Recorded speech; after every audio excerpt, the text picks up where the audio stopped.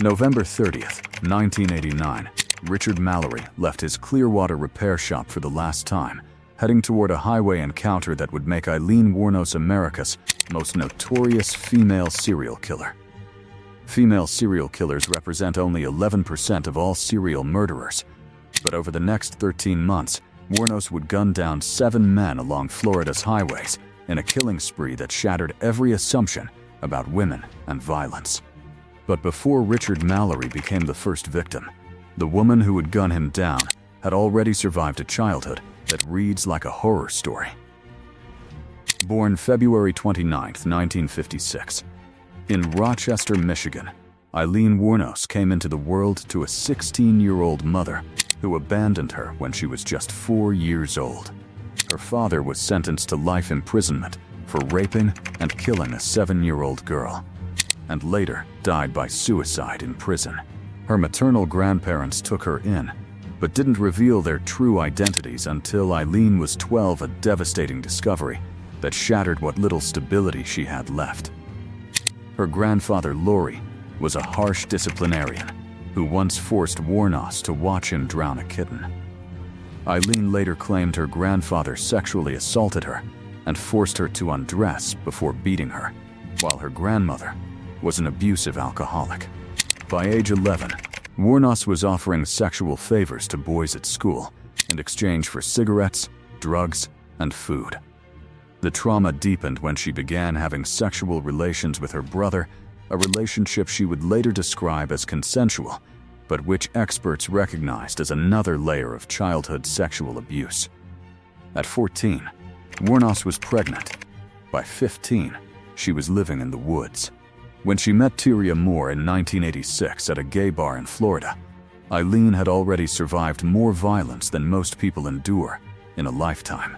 What neither woman knew then was that within 3 years, Wuornos would begin a killing spree that would transform her from victim into predator.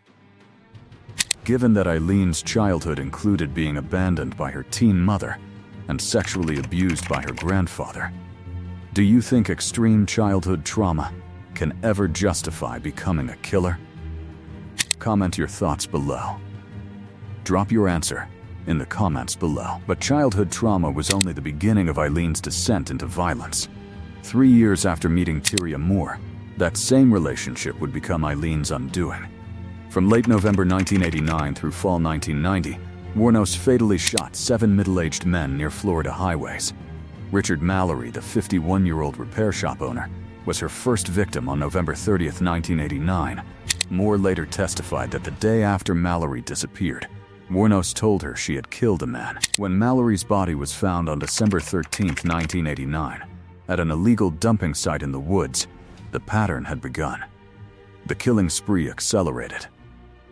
Over the next 11 months, 6 more men were shot along Florida's highways: construction workers, rodeo workers, truckers, and a retired Air Force major. Each body told a similar story. Middle-aged men shot multiple times, found near remote roads or dumping sites. By November 1990, the death toll had reached 7. But the narrative that would define Aileen Wuornos' case wasn't just about the murders themselves. It was about her explosive claim that every killing was self-defense. According to Wuornos, each man had either raped her or attempted to rape her during what began as paid sexual encounters. She painted a picture of violent Johns who turned predatory, forcing her to kill to save her own life. This defense strategy would divide courtrooms, experts, and the public for years to come. Picture the psychological complexity. A woman who had endured decades of sexual violence now claiming that 7 separate encounters with male clients had all escalated to life-threatening situations requiring lethal force. Was this the desperate lie of a serial killer, or the tragic reality of a sex worker operating in a world where violence was commonplace? The self-defense claims forced everyone to confront uncomfortable questions about prostitution, male violence, and how society views women who kill. The psychological debate around Wuornos became equally contentious. Defense psychiatrists argued she suffered from borderline personality disorder and antisocial personality disorder conditions rooted in her traumatic childhood that impaired her ability to form healthy relationships and process threats rationally. They suggested her mental state made her perceive danger where others might not, leading to what she genuinely believed were defensive killings. Prosecution experts painted a different picture. They argued that while Wuornos had certainly endured trauma, her actions showed clear premeditation and calculation. The pattern was too consistent.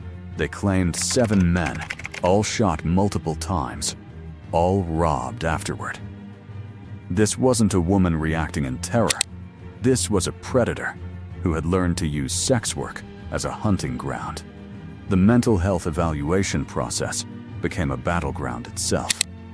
Imagine sitting across from someone who claims every killing was justified while showing no remorse for taking 7 lives. Was the lack of empathy evidence of antisocial personality disorder? Or was it a psychological defense mechanism protecting someone who had been failed by every system meant to protect her? The experts couldn't agree, and neither could the public. The investigation unfolded through a combination of forensic evidence and witness testimony. Detectives connected the murders through ballistics analysis. The same weapon had been used across multiple crime scenes. Investigators also traced abandoned vehicles belonging to several victims, creating a geographic pattern along Florida's highway corridors. Fingerprint evidence from these vehicles provided crucial physical links between the crimes and the perpetrator. The breakthrough came when investigators began tracking pawn shop records. Several items belonging to the victims had been sold at local pawn shops, and surveillance footage from these locations helped police develop composite sketches. Witnesses at highway rest stops and gas stations reported seeing a woman matching the suspect's description with some of the victims shortly before their disappearances. But Wuornos' undoing came not from police detective work alone. In January 1991, Tyria Moore, the woman Aileen had loved and lived with for 4.5 years, made a choice. Moore contacted authorities and helped them locate Wuornos. Police arranged for Moore to wear a recording device during phone conversations with Wuornos, capturing incriminating statements that would later be used in court. These recorded conversations revealed details about the murders that only the killer could have known. When authorities finally arrested Wuornos at a biker bar, they had built a comprehensive case combining physical evidence, witness testimony, and Moore's cooperation. During her confession, Aileen was cold and direct about what she had done.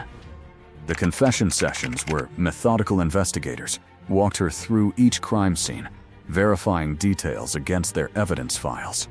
Wuornos provided information about weapon disposal, victim encounters, and her movements between murders that corroborated the investigative timeline.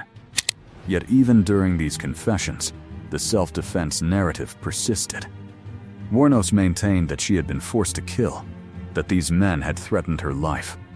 The psychological evaluation teams watched a woman who could describe brutal murders with clinical detachment, while simultaneously insisting she was the real victim. This contradiction would fuel debates about her mental state, right up until her execution. Years later, from death row, she would offer no apology. "I killed those men, robbed them as cold as ice." On October 9, 2002, Aileen Wuornos was executed by lethal injection, ending the life of America's most notorious female serial killer. The questions about whether she was a cold-blooded predator or a damaged woman who snapped under decades of abuse died with her, leaving a case that continues to challenge our understanding of violence, trauma, and justice. Subscribe for more true crime cases that expose the darkest corners of human nature.